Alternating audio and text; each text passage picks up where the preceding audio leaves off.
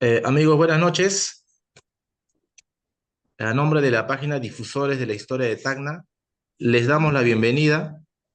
Esta noche nos acompaña desde Lima, don Jorge Chan. Él es especialista en temas de la Guerra del Pacífico. Además, es miembro de la Asociación de Recreación Histórica de Lima. Jorge, buenas noches.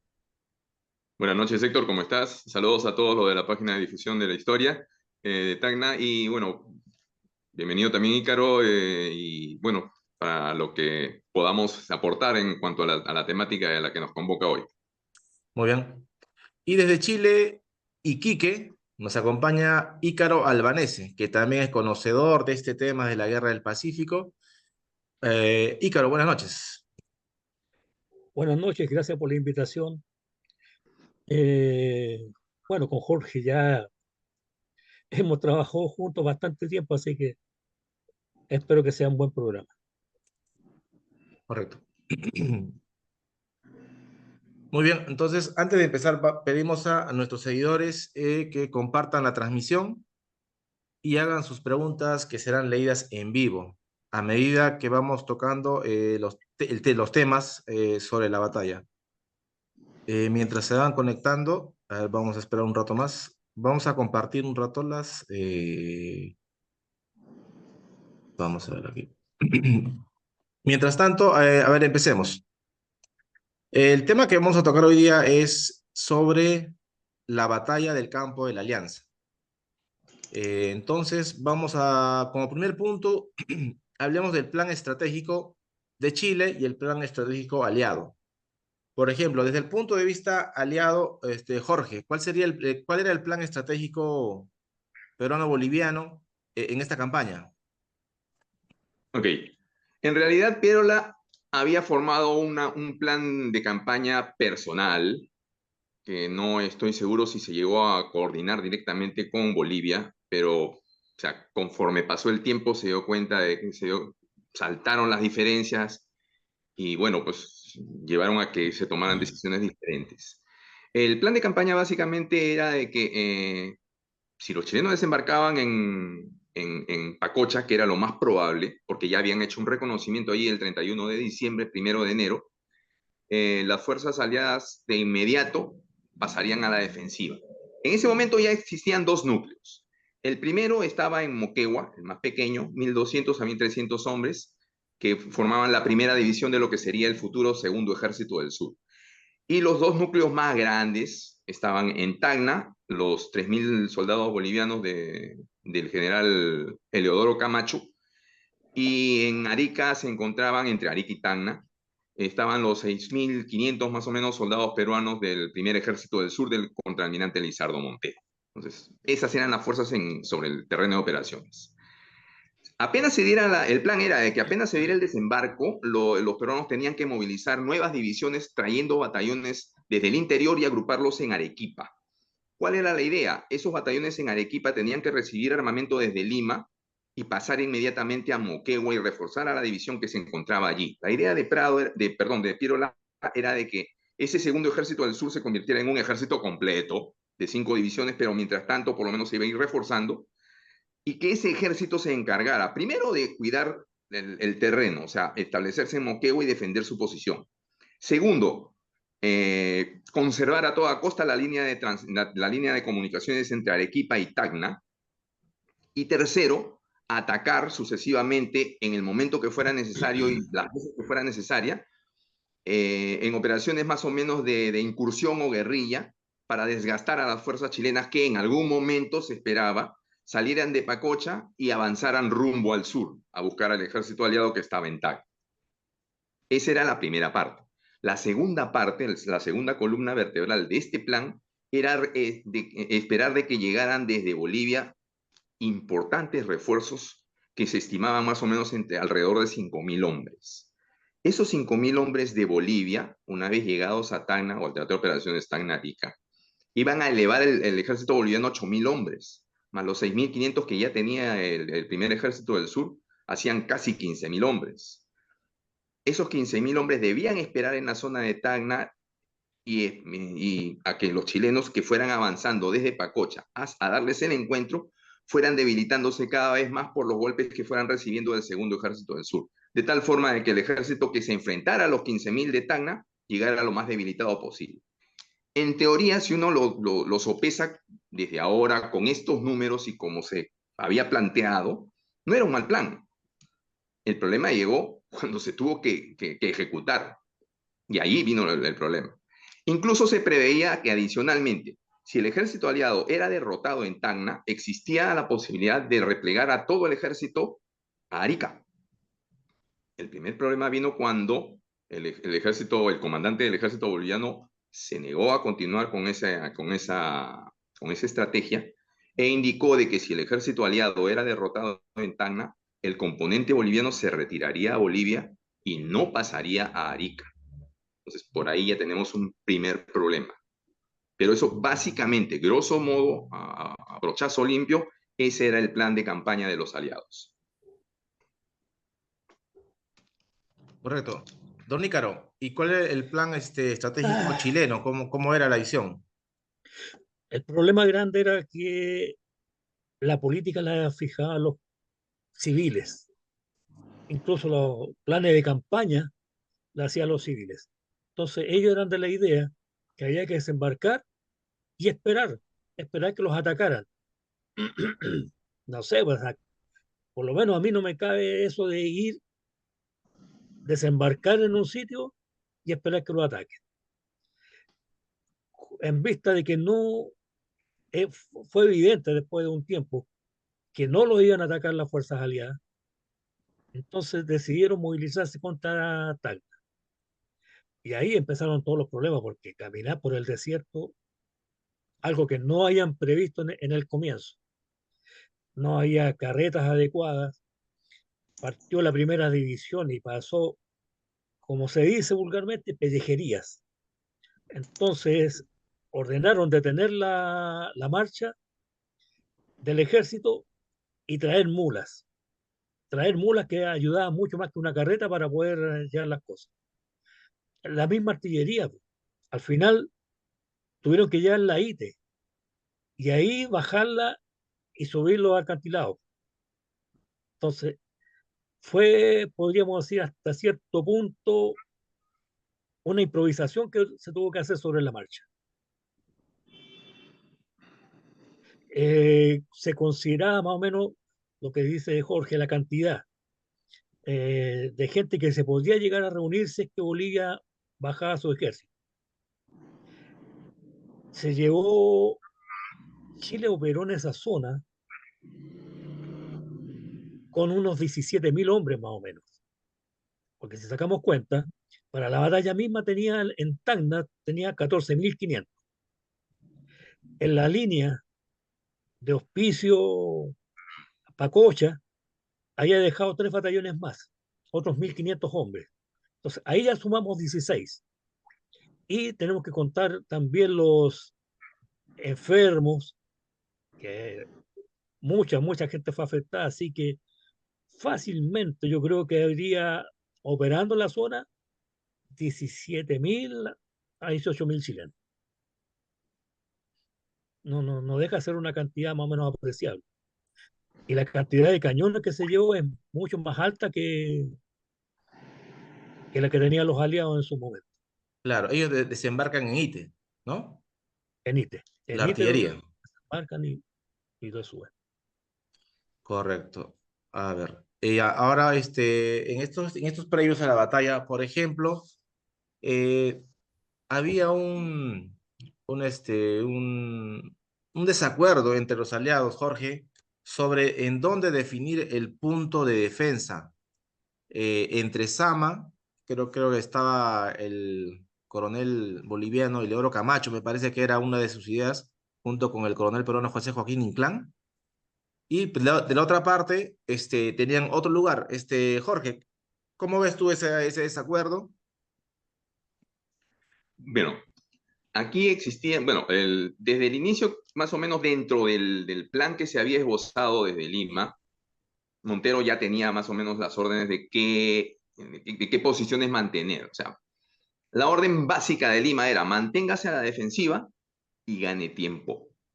porque con ese tiempo que usted va a ganar, uno, se va a formar el segundo ejército del sur, que es vital para los intereses de la campaña. Y segundo, van a llegar los refuerzos bolivianos, que son el otro pilar importante para desarrollar la campaña. Entonces, mientras más tiempo gane, mientras más se demore la batalla, mejor para los aliados. Esa era la visión desde Lima. ¿Okay? Entonces, circunscrito dentro de ese esquema, Montero tenía las órdenes específicas, eran permanecer en Tacna, quedarse en Tacna y, ojo, evitar ser flanqueado y que los chilenos, en lugar de atacar Tacna, se escurrieran y atacaran directamente a Arica, que estaba, o sea, a diferencia de Tacna, tenía muy escasas fuerzas. O sea, si los chilenos, por ejemplo, póngase más o menos en la idea, si Baquerano con sus 14.000 o 14.500 hombres flanqueaba, simplemente hackeaba a los aliados y en lugar de marchar hacia Tacna, bajaba a la costa y marchaba hacia Arica, tranquilamente hubiera hecho puré a los defensores, eran 2.000 hombres. Entonces, y hubiera dejado encerrado más bien en el interior a Montero y a Camacho. Entonces, el plan peruano era ese: mantenerse en Tacna como el lugar, evitar ser flanqueado y ganar tiempo. Los puntos básicos. En cambio, Camacho tenía un plan diferente. Camacho pensaba pasar a Sama, adelantarse, esperar allí a que las divisiones chilenas fueran llegando. Él esperaba que llegaran en desorden, él esperaba que llegaran en mal estado, inclusive llegaran fraccionadas, y en eso no le faltó razón, porque eso fue lo que sucedió. Además, esperaba también aprovechar los recursos que le daba el valle. O sea, había alimentos, había fruta fresca, había algunas posiciones más o menos interesantes. Y había, bueno, otros dos puntos más que estaban en favor de lo que por lo menos Camacho presentaba. Eran, uno, de que eso recortaba el tiempo de batalla y le daba tiempo, según él, a que el segundo ejército que se estaba formando en Arequipa no tuviera que recorrer una distancia tan grande hasta Tacna, sino que ya pudiera dar batalla antes. O sea, desgraciadamente Camacho tenía una visión diferente a lo que el tiempo, cómo es que jugaba el factor tiempo dentro de esta ecuación.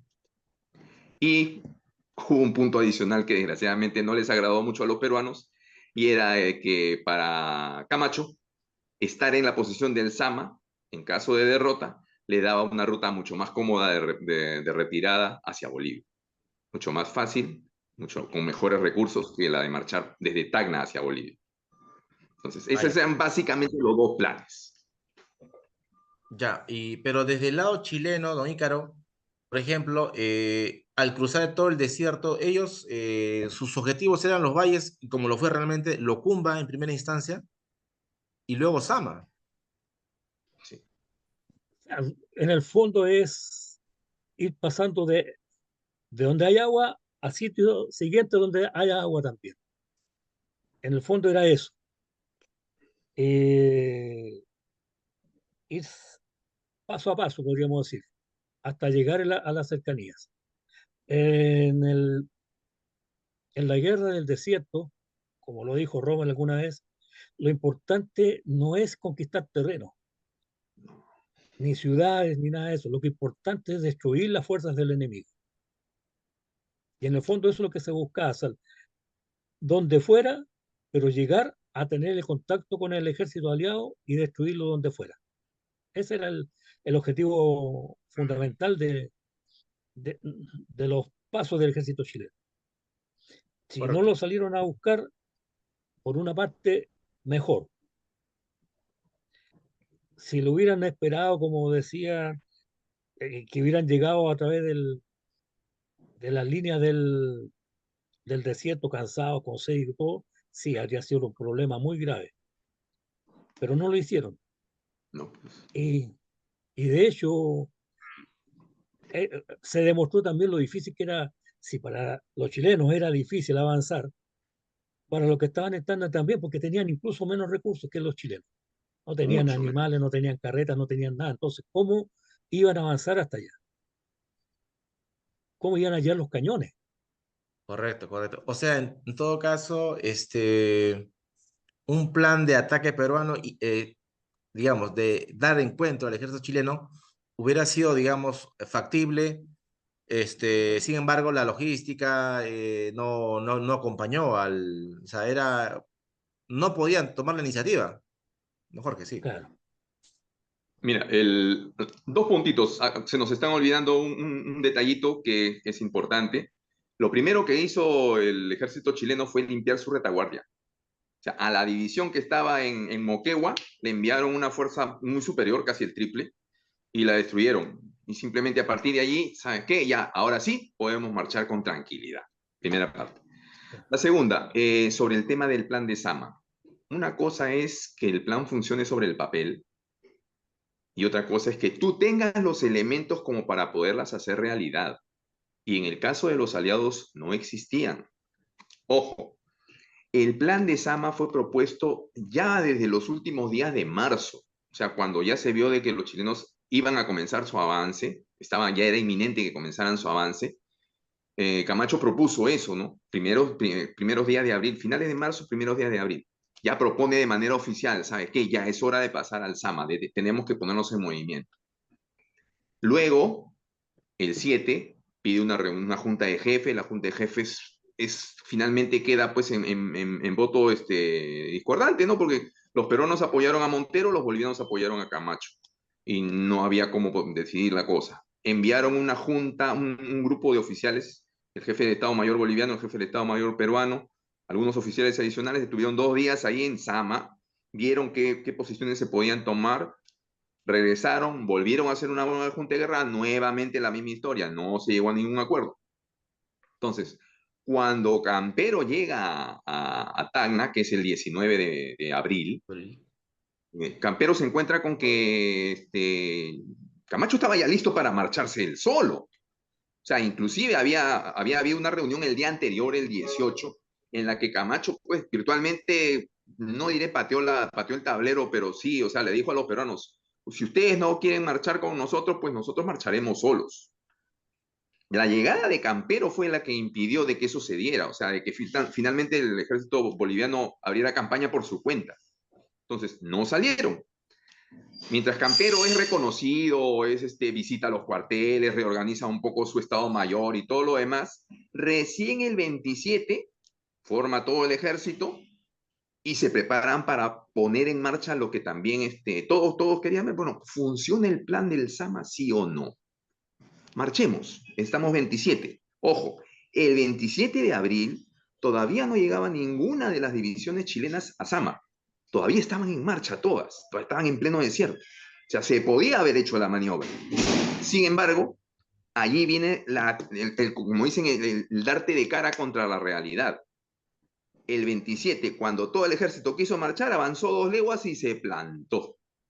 Y se tuvo que regresar a Tacna porque no había carretas, porque no había mulas, y las pocas que habían estaban en mal estado, no había odres, no había recipientes, barricas suficientes para llevar agua. Entonces, si así estaban el 27 de abril, que supuestamente con más tiempo tú vas reuniendo, aunque sea poco, algunas cosas adicionales, ¿cómo estaba la situación de logística del ejército aliado 10, 15, 20 días antes? Peor. Si Camacho hubiera querido salir el 1 de abril, o el 15, o el 20, como él había virtualmente indicado, ¿no? De que con o sin los peruanos nosotros salimos, no hubiera avanzado. No hubiera siquiera llegado al Sama.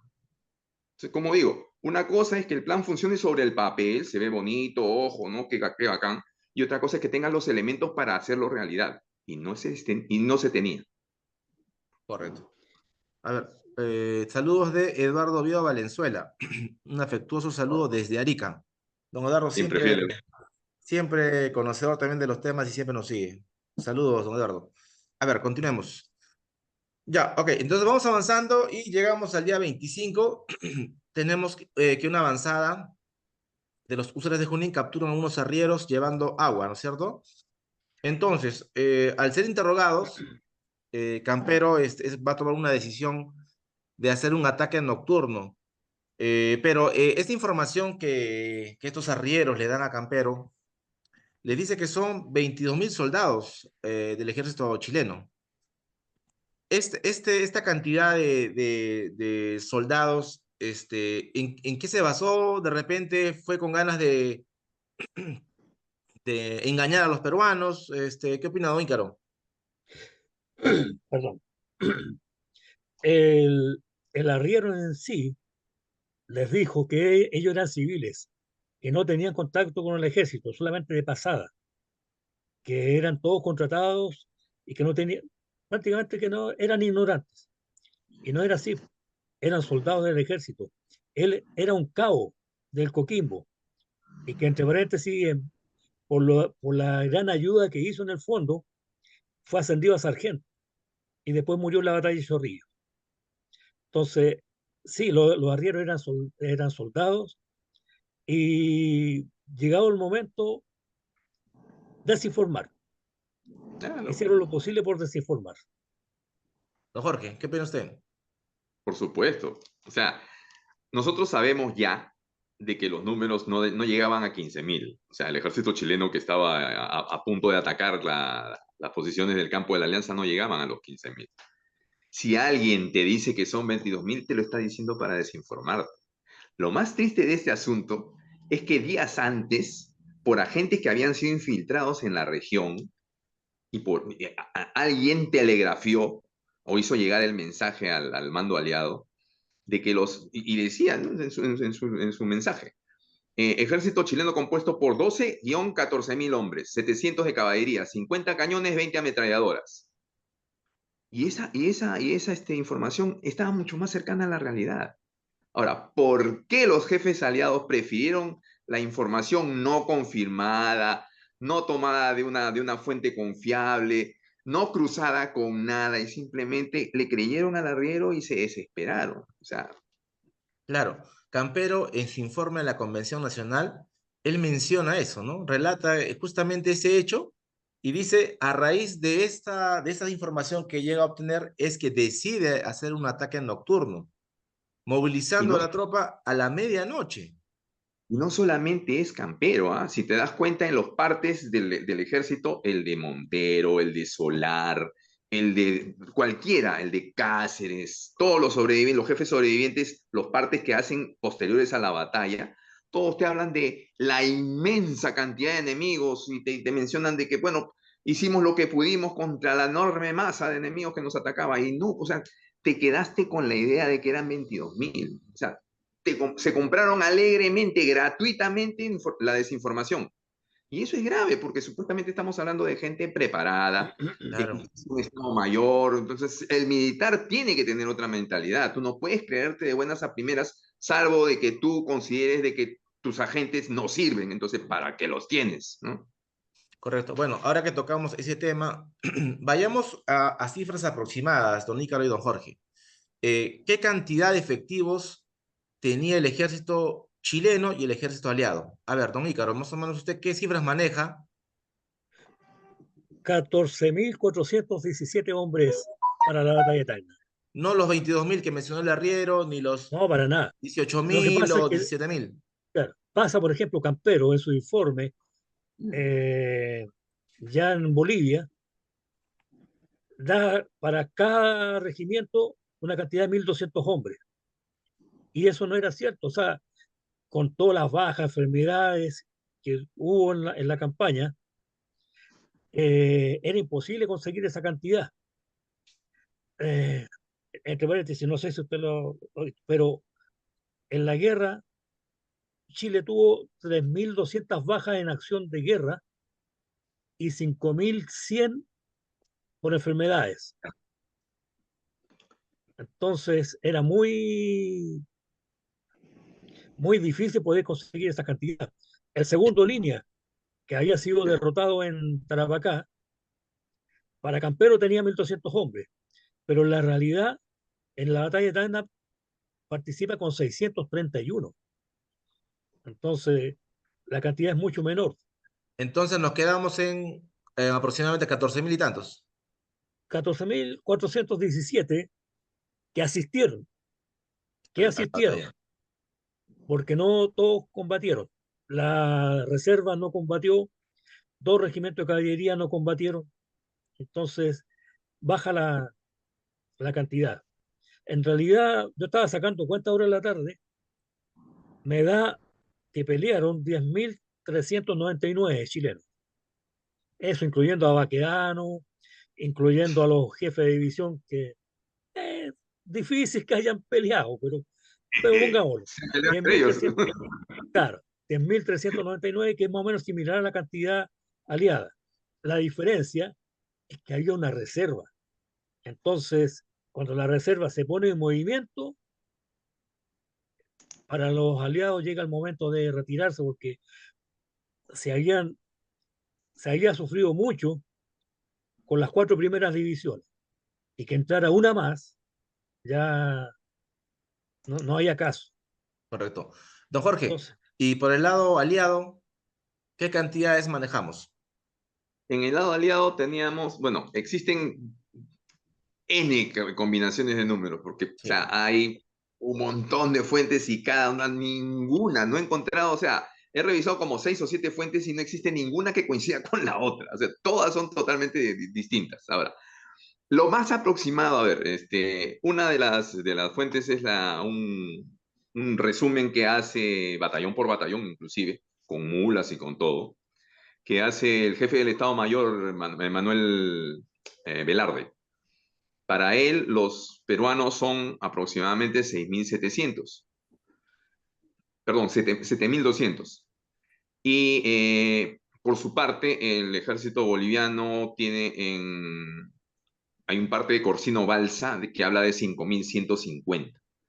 Ahora, pero tenemos la otra versión, o sea, a veces, por lo general, en los partes te dan este número de efectivos y lo otro es un número disponible. Entonces, por ejemplo, en el caso específicamente del ejército peruano,